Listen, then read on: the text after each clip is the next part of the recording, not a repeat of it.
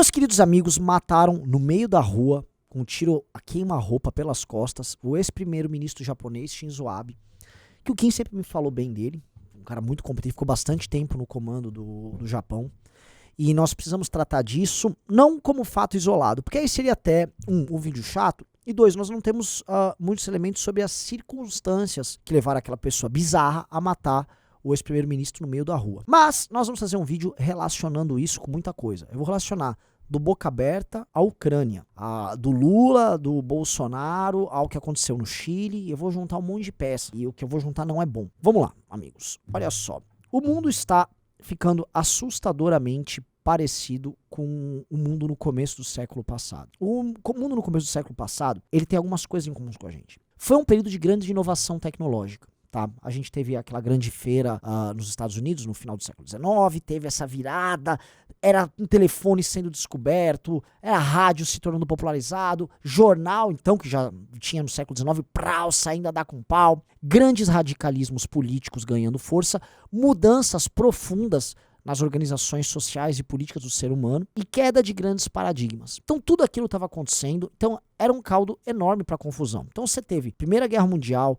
você teve um período de conflitos coloniais enormes, você teve a Revolução Russa, você teve a ascensão do fascismo, você teve a ascensão do nazismo, você teve radicalismos espalhados por todo o mundo e você teve como consequência ao fim a Segunda Guerra Mundial e depois a Guerra Fria. Então, ou seja, aqueles primeiros anos, aqueles 30 primeiros anos no século XX foram, assim, muito complicados. Isso tem muitas similaridades. A gente vê no começo do século XXI o surgimento de novas formas de comunicação enormes, que dão maior amplitude para figuras que não tinham acesso às estruturas sólidas de poder, igual acontecia naquela época. Naquela época, os radialistas, as lideranças que escreviam materiais panfletários, inclusive não houve panfletos sobre isso, em jornais e rádios, começaram a disseminar e tomar o debate político, assim como a internet tomou hoje. Tá?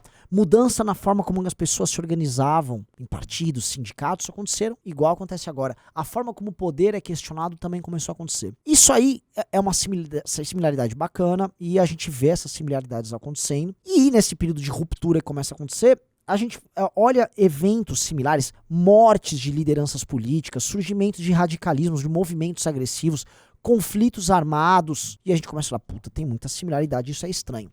Havia também naquela época a queda de uma grande potência, uma queda lenta, que era a Inglaterra, o Império Britânico, e a ascensão de outra, que era os Estados Unidos da América, com outras potências coloniais e também potências econômicas que estavam despontando ali, o Japão, a Alemanha, a Rússia num processo de industrialização, ou seja, tem muita coisa similar. E aí a gente pega, né, sob esse prisma do radicalismo e da naturalização da violência, a gente pega tudo isso junto e fala, temos uma guerra agora na Ucrânia bizarra. A Rússia, olhando um conceito global, que ele espera que seja multipolar, sendo chocado com os Estados Unidos que ainda querem manter o posto de potência hegemônica, especialmente na relação dela com a Europa Ocidental e com a Europa Oriental ali com a Rússia. E aí esse contexto, essa briga da Ucrânia, a gente vê movimentos políticos radicais como a cultura woke nos Estados Unidos, né, assumindo postos de poder, questionando a forma de vida das pessoas. Aí a agenda trans, a criança tem que ser trans, não é isso, não sei o quê. Movimentos profundamente violentos como Black Lives Matter nos Estados Unidos destruindo cidades inteiras, na maior potência mundial. A ascensão da China, a influência dela sobre todo um terceiro mundo, seja na África, seja agora na América Latina. A queda do Ocidente como o grande esteio econômico global. E aí, onde a gente vai, a gente vê a naturalização da violência política acontecer. Eu citei o caso do Boca Aberta, porque para mim ele é muito emblemático. Foi um primeiro caso em que o Arthur faz um Mamãe Falei, e a reação dos agentes políticos opositores a ele é a de, não mais de constrangimento, mas de aprovação ao uso da violência. Porque veja, antigamente o Arthur fazia uma Mamãe Falei no petista, o petista batia nele, e aí todo mundo falava, nossa, foi exposta a hipocrisia do petista, né? O cara é violento. E aí os próprios petistas ficavam constrangidos. Hoje não, é tipo, bateu foi pouco, tem que bater mais. Está sendo justificado o uso da violência contra o adversário. Mudou essa chave de 2017, 18, 19 pra cá, virou. O próprio Flávio Bolsonaro falou, se o Lula ganhar a eleição, eu não sei o que vai acontecer, as pessoas vão poder agir com violência, não sei o quê. Ou seja, está sendo dada essa abertura, que é uma abertura nova e que alguns anos atrás não havia, tá? Eu percebi isso.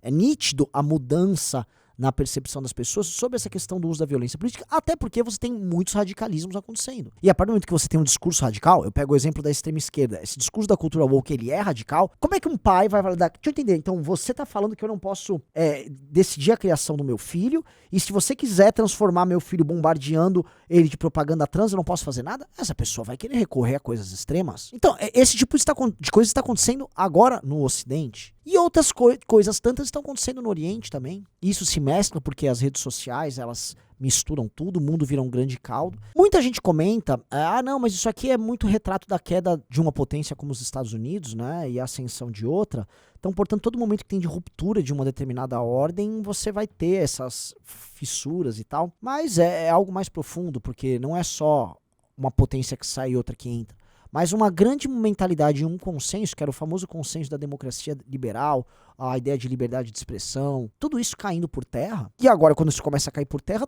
todo tipo de coisa começa a surgir. E a gente vai ter que se preparar para lidar com isso. O uso da violência, morte de lideranças políticas, queda de determinadas ordens, rupturas democráticas. A gente está falando aqui nessa eleição, de forma natural, da possibilidade ou não do Bolsonaro tentar um golpe, ou do Bolsonaro tentar evitar que haja eleições. Isso está natural. O adversário do Bolsonaro é o Lula, que aplaude e acha incrível ditadores de outros países, e o Brasil, inclusive, já financiou essas outras ditaduras, tratando isso como se fosse a coisa mais natural do mundo. No Chile, um país que estava dando tudo certo, primeiro país da América Latina a atingir o status de primeiro mundo, todo mundo falou, não, breca isso aqui, vamos fazer agora uma super constituição. Destruíram o Chile inteiro, trocaram a constituição do país, aí assume um governo, a economia começa a desandar, as pessoas começam a voltar atrás, as pessoas estão profundamente confusas. E a morte do Shinzo Abe, pra mim, é só mais um capítulo nisso. Mais um capítulo, um ano, se vocês forem reparar, um ano de guerra, pós uma grande pandemia global, um ano que está ficando muito, muito louco. A pergunta que eu deixo é, qual será a contribuição que o Brasil dará neste capítulo de 2022? Na pandemia já demos uma contribuição bem vergonhosa. Mas pode ser que o Brasil, ele, diante de uma vitória do Lula e de uma não aceitação da vitória por parte de uma militância estúpida do Bolsonaro, e parte das nossas forças armadas, que são grotescas, que são muito ignorantes, basta ver os documentos que eles soltaram de Projeto Brasil, uma das coisas mais burras que eu já li, a gente veja alguma coisa exótica acontecer aqui e respostas violentas de ambos os lados. Que eu posso falar, a esquerda brasileira tem matriz revolucionária, vem de uma matriz socialista, vem de grupos que fazem uso da violência, haja visto MST, MTST, e essa direita brasileira bolsonarista, ela se constrói mediante essa mitologia, tá? E o próprio Bolsonaro, o símbolo dele é isso aqui. Então, amigos, tempos muito estranhos virão. Todos nós vamos ter que nos transformar para nos adaptar. Enfim, essa reflexão que eu trago, espero que vocês tenham gostado. E um recado aqui pra você, né? Amanhã nós vamos passar nosso filme contando a história do Estado de São Paulo, contando justamente a Guerra de 32, que tem tudo a ver com esse período bizarro, né? Que eu tô citando no começo do século XX. Foi uma influência enorme que houve no Brasil, disso, conflito armado, queda de uma ordem estabelecida que havia no Brasil, da República Velha. Vem assistir o filme, nós abordamos exatamente isso. E nada melhor do que tratar dessa questão, porque a 32 está fazendo 90 anos agora, aqui, assistir com a gente vai abordar isso. Os últimos, acho que tá faltando o quê? Uns 20, 30 ingressos, então compra o ingresso, vá lá, você que é de São Paulo, vá, traga a família, traga amigos, a gente vai almoçar com você, vai ter palestra, vai ter filme, vai ter tudo, vai ser uma experiência incrível, você vai encontrar mais de 500 pessoas que pensam igual você, que vai estar no mesmo espaço pra gente dialogar, trocar ideia, vai ser legal pra caramba, se possível vá com as cores do seu estado, vai ser bem legal. E por último, falando em vídeos interessantes pra indicar pra você aqui, ó, assiste esse vídeo do Beraldo, não, é aqui, né? Assiste esse vídeo do Beraldo fazendo uma fiscalização na cidade de Ibiúna, no interior de São Paulo. Assistam isso, o tipo de política que a gente tá fazendo e por que a gente faz a diferença. Esse foi meu recado, beijos e abraços pra todos vocês.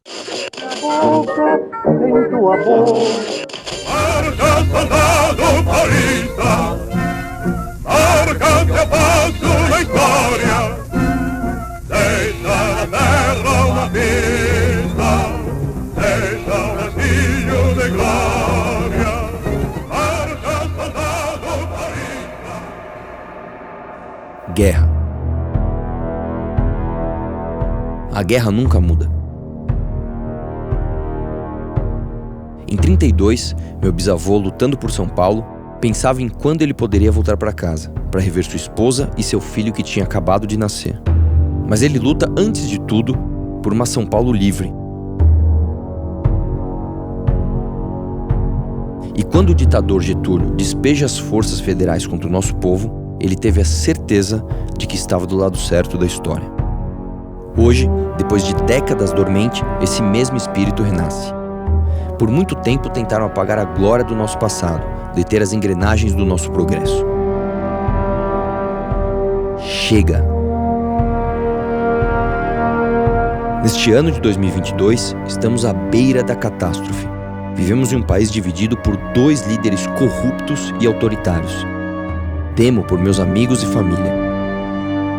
Mas se meu tempo na política me ensinou uma coisa, é que a guerra nunca muda. Dia 9 de julho, o documentário que revela a história oculta de São Paulo. Acesse spbrasil.mbl.org.br e garanta o seu lugar na resistência.